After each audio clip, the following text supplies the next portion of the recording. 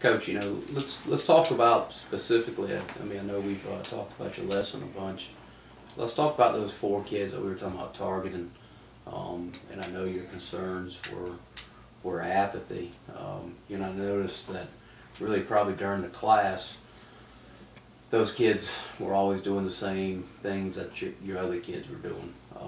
Let's focus on maybe a little bit about changing them. You know, tell me about the lesson and what you thought, you know, how it went, and, you know, and let's talk a little bit about changing some of the things they do. Okay. You know, let's see, you know, we talked about tiered assignments. What can we do, you think, in the class maybe to tier assignments for those kids? The main problem with them is that I don't know if the amount of work I give them overwhelms them. Mm-hmm. So maybe if we went to not giving them as many problems for practice, whether it's classroom work or homework, then see how that goes maybe. Yeah, I mean, it's one of the problems, I guess, that you have with those kids that when you assign homework, and I imagine when you're talking about apathy, I guess those kids are not coming back and doing the work. Yeah, I don't know where my book is, or I lost my sheet, or I just don't know. I just didn't do it. So one of them I just say, I didn't do it. Yeah, and then I guess the you know, they're understanding the concepts. It looked like in your class. Mm-hmm. It's just getting to the point that they're not. I guess that a lot of their reasons they're failing your class is because of homework grades.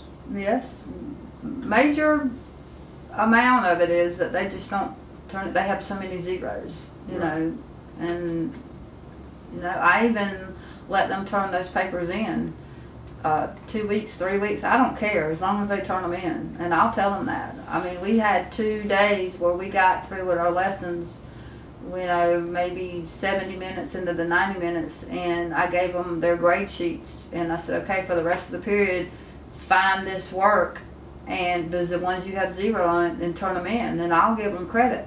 Mm-hmm. You know, but they just, you know, don't do it. I think when we talk about tiering the assignments, one of the possibilities is, like you said, for those 4 students, is maybe giving them a choice of how many problems they're going to do. You know, as you know, we start talking about, you know, giving them choice activities and homework and things like that.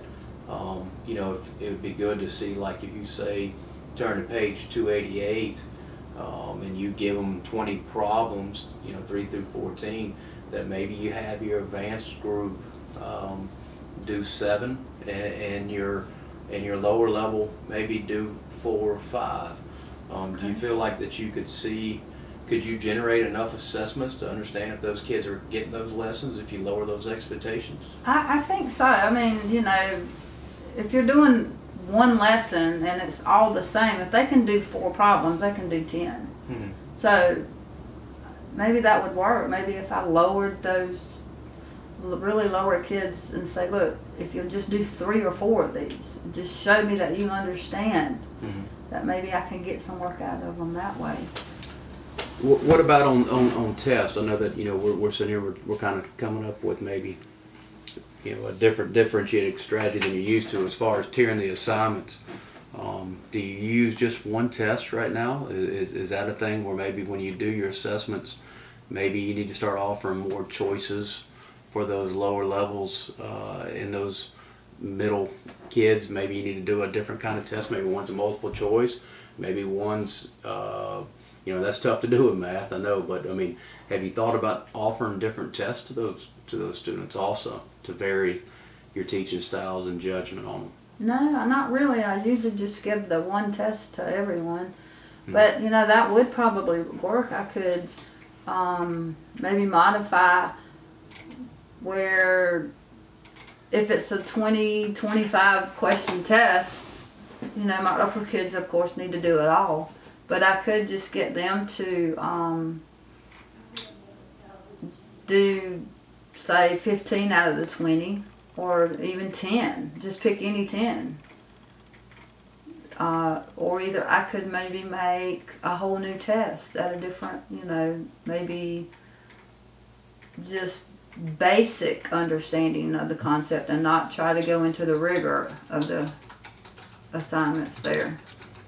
Yeah, I think, you know, as we're sitting here, we're talking, I was just kind of looking that up as, I mean, you were sitting here.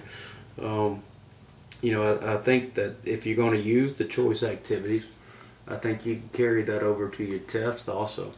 But you also, I mean, I guess the danger there is you have to make sure that they're understanding the concept though also. You know, do you feel like that those strategies could help these kids and not compromise the integrity of your lesson? Yeah, I think so.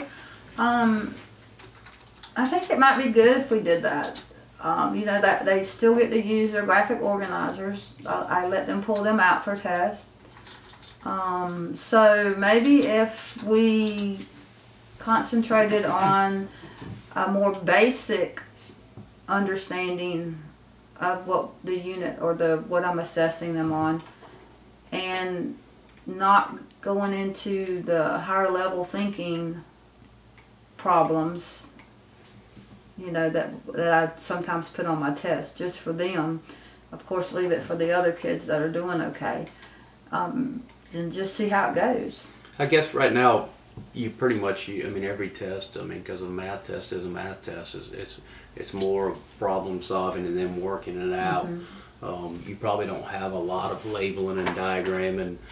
I mean, is there, I mean, you know, in matching and multiple choice, you know, but is there a way that you think you could start incorporating that to test if maybe those kids would understand it or would choose those instead of working the problem out, but also be able to show the ability to master the content? Yes, sir. I was just thinking maybe also, like, part of my tests are multiple choice questions. What if I, instead of giving them 4 answer choices, maybe cut it down to 2 or 3? Yeah, I mean, I think, you know, that's going along the same things that we're talking about as, you know, building the choices and the tiered assignments. You know, I think that, you know, eliminating choices in your multiple choice is definitely another way to differentiate it. Because usually my test is part multiple choice and then part short answer, where they, I mean, you have to work the problem out both ways, but, and I do that because of the EOC is part multiple choice, you know, so I could possibly reduce those answer choices and see, you know, if it helps with it, you know, with their grade on their test grades. I mean, it wouldn't hurt. No, I think that, you know, it would, you know, you're already using so many good differentiating strategies with your pairs and the way that you work them on the board and the fact that you have your graphic organizers. It would be good to see you include the choice activities in the tiered assignments. And you know, the one thing is you do have a small enough class, it'll be a good focus group to kind of see if this works. So, you know, maybe let's you know, start off with doing that. Are you comfortable with trying those? Oh yeah. And you know, then I'll probably come back and observe again, and we'll keep track and assess them and see if it's taking effect or not. Okay. Okay. Mm-hmm. Okay.